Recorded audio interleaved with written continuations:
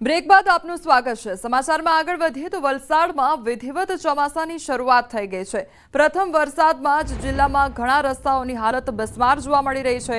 સૌથી વધુ ખરાબ હાલત કપરાડાના નાના પોંઢા અને ધરમપુર વચ્ચે આવેલા પાર નદીના પુલની થઈ છે। અહીં રોજિંદા નાના મોટા હજારો વાહનોની અવરજવર રહેતી હોય છે। મોટાભાગે ભારે વાહનો આ પુલ પરથી પસાર થતા હોય છે, પરંતુ 2 દિવસથી વરસી રહેલા વરસાદના કારણે પુલ પરના ખાડાઓ મોટા થયા છે। પુલની હાલત એટલી હદે ખરાબ થઈ ગઈ છે કે હવે પુલના સ્લેબમાંથી મોટા સળિયા પણ બહાર આવી રહ્યા છે। કોઈ મોટી દુર્ઘટના સર્જાય એ પહેલા વહેલી તકે તંત્ર કાર્યવાહી કરે તેવી લોકો દ્વારા માંગ કરવામાં આવી રહી છે। વડખંભા ખરેડીને જોડતો છે અને આમાં તકલીફ એ સાહેબ પહેલા વરસાદે એટલા મોટા ખાડા પડી જાય છે અને ખાડા પડવાની સાથે સળિયા બી બધા બહાર નીકળી જતા છે અને ચાલુ વરસાદે ખાડા ભરાઈ રહી એટલે વાહન ચાલકો મોટરસાઇકલવાળાને બહુ તકલીફ પડશે અને એમાં પડી જતા મોટરસાઇકલવાળા પાછળથી મોટી ગાડી આવતા એનો એક્સિડન્ટનો મોટો ભય થાય। પાર નદી વડખંભા નજીક પુલ છે એ દર વર્ષે ચોમાસા પહેલાં પછી આખું વર્ષ એના ખાડા પડેલા જ હોય છે, એને રિપેર કામ કરવામાં આવતું જ નથી અને ગઈ વર્ષના પણ ખાડા એ યથાવત જ હતા અને એ કમોસમી વરસાદથી એ પાછા પડી ગયા છે। હવે આ જે પુલ પર સળિયા નીકળી ગયા છે એમાં બાઇક સવારો અને 4 વ્હીલ એ સળિયા અંદર લાગી જોખમ અકસ્માતનો જોખમ પણ રહેલો છે। તો મારી ખાસ તંત્રને અને અહીંના જે રોડ ખાતાના અધિકારીઓ છે એ લોકોને માંગ છે કે તાત્કાલિક ધોરણે આ રોડને રિપેર કરવામાં આવે અને એનું સંપૂર્ણ નિરાકરણ થાય અને કે 2 દિવસમાં પાછું ઉપડી જાય એવું રિપેર નહીં, એનું સંપૂર્ણ 12 માસ કે 4 મહિના કે ચોમાસું પૂરું સારી રીતના થાય એવું રિપેર કામ કરવામાં આવે એવી મારી માંગ છે। સૌથી મહત્વનો રસ્તો છે જે નાસિક અને શામળાજીને જોડતો આ હાઈવે છે। અહીંયા આગળ પુલના છેડેથી એક તરફ છે નાસિકનો રોડ ડાયવર્ટ થાય છે અને બીજી તરફ છે વાપી જાય છે, પરંતુ અતિ મહત્વના આ રસ્તા ઉપર દર વર્ષે રોજના હજારો વાહનો પસાર થાય છે, પરંતુ અનેક વખત રજૂઆતો છતાં ચોમાસામાં આ રોડની આ જ હાલત છે અને અત્યારે આ પુલ છે એ પુલ ઓછો પરંતુ હાડપિંજર વધારે લાગી રહ્યું છે। ભરતસિંહ વાડેર, ન્યૂઝ 18 ગુજરાતી, ધરમપુર, વલસાડ। મેઘરાજા રાજ્યમાં ધમાકેદાર પધરામણી કરી રહ્યા છે અને શરૂઆતથી જ ઠેર ઠેર જળબંબાકારની સ્થિતિ સર્જાઈ રહી છે। ત્યારે છોટાઉદેપુરના બોડેલી નજીકથી પસાર થતી ઓરસંગ નદી પરના બ્રિજની હાલત બિસ્માર બની છે। હજારોની સંખ્યામાં રોજ રાહદારીઓ અહીં પસાર થતા હોય છે। બ્રિજ પર ઠેર ઠેર ખાડા પડ્યા છે, અસંખ્ય તિરાડો પડી ગઈ છે। ત્યારે લોકો જીવના જોખમે અહીંથી પસાર થાય છે અને બોડેલી વેપારી મથક હોવાથી મોટી સંખ્યામાં લોકો અહીંથી પસાર થતા હોય છે। કોઈ મોટી હોનારત અહીં સર્જાય તેવી પૂરેપૂરી શક્યતાઓ જોવા મળી રહી છે। તેથી લોકો સમયસર બ્રિજનું સમારકામ કરવા અથવા અન્ય કોઈ માર્ગનો વિકલ્પ આપવા માંગ કરી રહ્યા છે।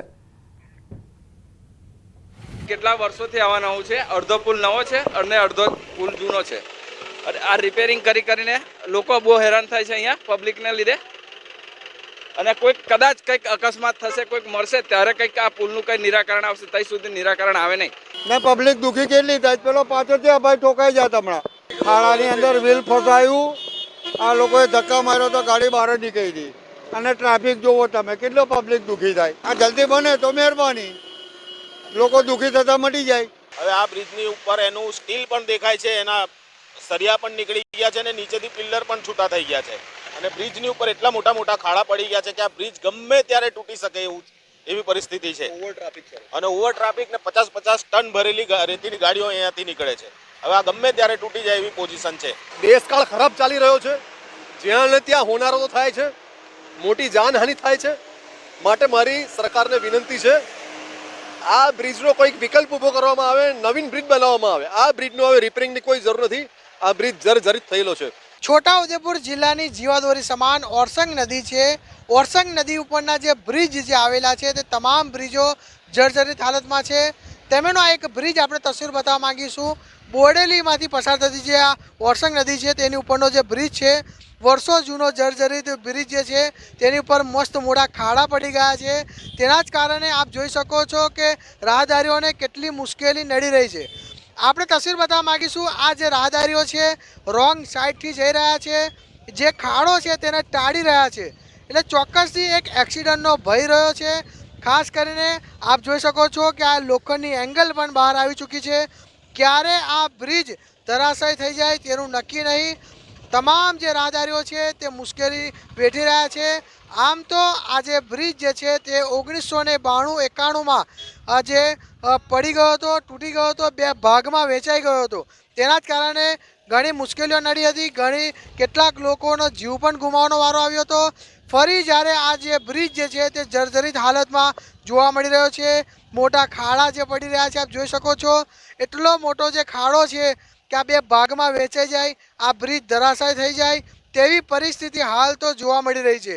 આમ તો આ વિસ્તારના લોકો પણ રજૂઆત કરે છે કે આ જે બ્રિજ જે છે વર્ષો જૂનો છે, જર્જરિત છે, તેનું સમારકામ કરવામાં આવે, પરંતુ તંત્ર દ્વારા કોઈ પણ દેખરેખ કરવામાં આવતી નથી.